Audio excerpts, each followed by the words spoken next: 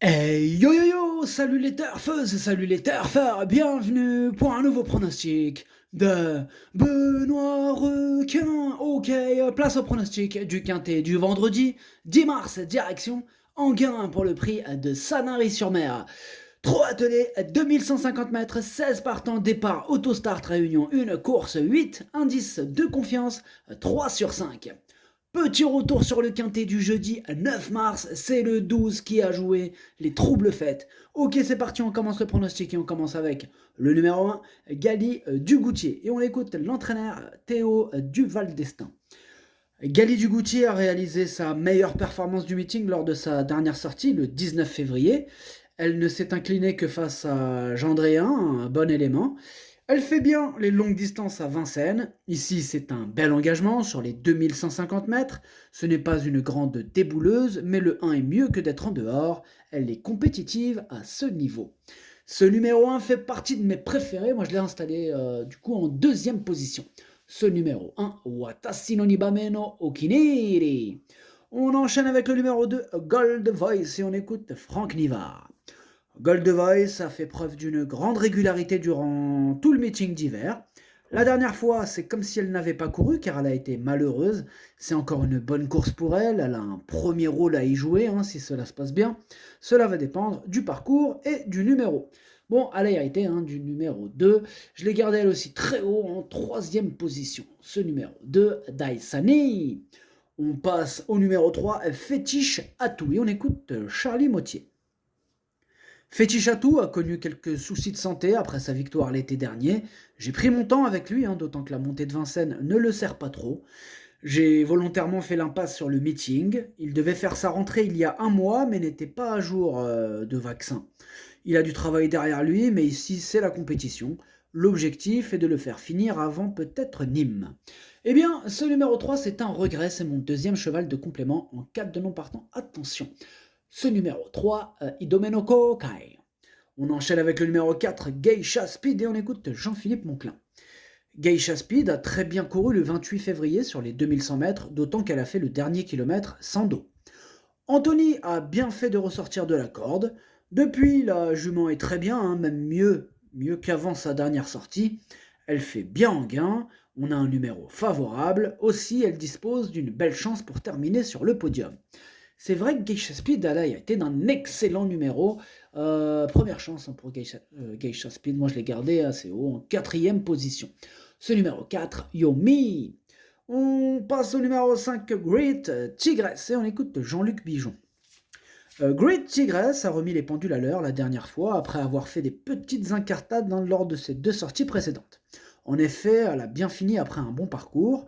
Attentiste, elle va apprécier la longue ligne droite. Enghien n'est pas un problème, l'engagement est bon, tous les feux sont au vert. Ouais, tous les feux sont au vert, mais par contre, ça reste quand même... voilà, on peut pas dire qu'elle brille par sa régularité. Donc moi, je l'ai gardé assez loin, mais je l'ai gardé. Sachez que c'est lui, le huitième de mon pronostic. Ce numéro 5, tille. On passe au numéro 6, Drop de Colville, et on écoute Philippe Dojard. Drop de Colville a très bien couru par rapport à ses capacités en dernier lieu. Il s'est très bien comporté, malgré un mauvais numéro derrière l'autostart. J'espère qu'il aura une position favorable, car d'habitude, il n'est pas gâté.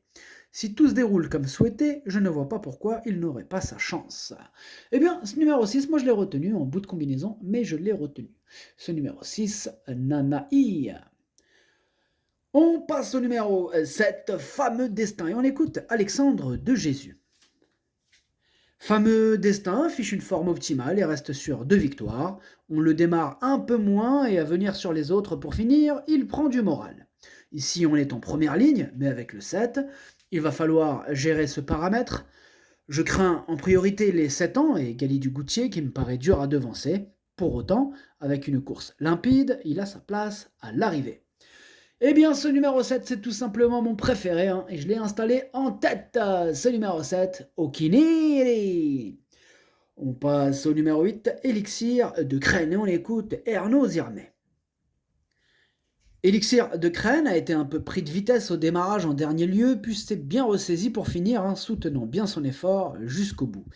Il m'a bien plu, il a déjà bien couru sur le parcours proposé, il a l'inconvénient d'affronter de plus jeunes que lui et ce n'est pas trop un cheval d'hiver. Il faudra un bon parcours, il peut accrocher une 4-5e place. Eh bien, moi ce numéro 8 en revanche, hein, je ne l'ai pas retenu, mais il est quand même en plein milieu de ma petite liste des possibles troubles faits.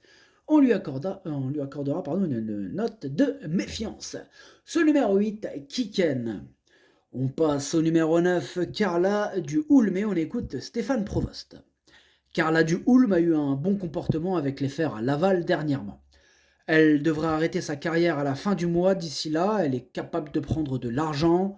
Elle sera pieds nus cette fois et a un assez bon numéro en seconde ligne. À l'issue d'un déroulement limpide, elle peut accrocher une petite place. Bon, ce numéro 9, en revanche, lui, je l'ai écarté. Ce numéro 9, Quaqueux. On passe au numéro 10, Franklin de Mellet. On écoute Laurent Barassin. Franklin de Mellet s'est fait peur la dernière fois, hein, d'où sa faute. La fois d'avant, il aurait été 2e ou 3e, hein, s'il n'avait pas été malheureux. Il est bien placé en seconde ligne, c'est un attentiste et à Enghien on a le temps de revenir. S'il a un super parcours, il va être dans le coup. Eh bien lui, ce numéro 10 me plaît bien, je l'ai gardé en bout de combinaison. Ce numéro 10, d'Aucueil. On passe au numéro 11, Filio de Loup, et on écoute Léo Abrivard. Filio de Loup s'est bien comporté à Laval la semaine dernière. Je pensais pouvoir passer le cheval de tête, mais ce dernier nous a contrés. Le mien a lutté courageusement jusqu'au bout. Il s'élance en seconde ligne, mais le 11 est pas mal. Il est en forme. Le parcours des 2150 mètres va lui plaire. On affronte les 7 ans, comme souvent, ce qui ne l'empêche pas de disputer l'arrivée. Eh bien, moi, ce numéro 11 me plaît bien. Je l'ai gardé en 5e position. Ce numéro 11, Doi. On enchaîne avec le numéro 12, Garuda Flini. On écoute Hank Grift. Garuda Flini aime aller de l'avant et dominer. Ici, en seconde ligne, ce sera difficile d'appliquer les tactiques. Il n'avait pas de bonne course cet hiver, hein, ce qui explique son absence de 2 mois. Avec le printemps, il aura davantage de courses. Sa rentrée à Cagnes est propre. Il devrait courir en amélioration. Cette course n'est pas un objectif, hein, mais il peut accrocher une petite place. Eh bien, ce numéro 12, moi je ne l'ai pas retenu, mais là, il est à l'arrière de ma petite liste des possibles troubles faits. Ce numéro 12, Kiken. On passe au numéro 13, Glorieuse Carnoë, et on écoute Luc Rollens. Glorieuse Carnoë a longtemps été absente suite à une tendinite. Après une très bonne rentrée, elle a fait la faute dernièrement derrière la voiture et après, elle était très bien. C'est une jument de classe. Certes, elle part en seconde ligne, mais vaut largement un tel lot. La ligne droite est longue à Enghien et elle sait très bien finir. Elle aime bien cette piste, je compte sur elle.